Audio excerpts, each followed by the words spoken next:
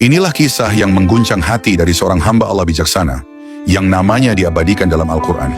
Pada suatu hari, seorang hamba Allah yang dikenal karena kebijaksanaan dan nasihat-nasihatnya yang abadi, bernama Luqman Al-Hakim. Namanya diabadikan dalam Al-Quran pada surah Luqman. Dia sedang berjalan bersama putranya menuju sebuah desa. Mereka membawa seekor keledai untuk kendaraan. Di awal perjalanan, Luqman berkata kepada anaknya, "Wahai anakku, engkau naiklah keledai ini. Ayah akan berjalan kaki."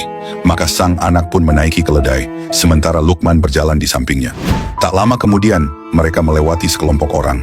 Orang-orang itu berbisik, "Lihatlah anak itu, betapa durhakanya dia. Dia menunggangi keledai, sedangkan ayahnya yang sudah tua dibiarkan berjalan kaki." Mendengar itu, Luqman tersenyum. Ia pun berkata, "Wahai anakku, turunlah. Kini biar ayah yang naik." Anaknya menurut. Kini giliran Luqman menunggangi keledai, sementara anaknya berjalan di samping.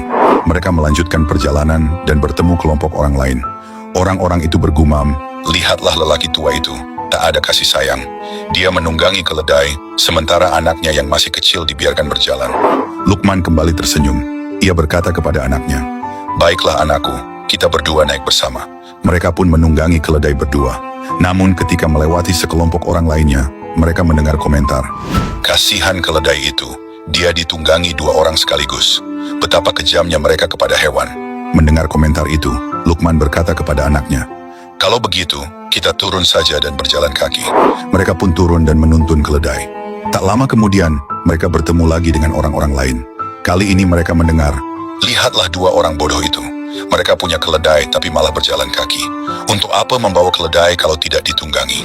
Luqman akhirnya berhenti dan berkata kepada anaknya dengan lembut, "Nak, beginilah tabiat manusia. Apapun yang kita lakukan, akan selalu ada yang mengkritik. Jika kita menuruti semua perkataan manusia, kita tak akan pernah bisa hidup dengan tenang. Yang penting adalah kita melakukan yang benar di hadapan Allah. Ingatlah, wahai jiwa manusia akan selalu berbicara. Mereka akan memujimu hari ini dan mencelamu esok hari. Jika engkau hidup hanya untuk memuaskan mulut manusia, maka engkau akan lelah selamanya. Maka hiduplah untuk kebenaran, hiduplah untuk Allah. Karena hanya ridha-Nya yang menjadi penentu, bukan kata-kata mereka."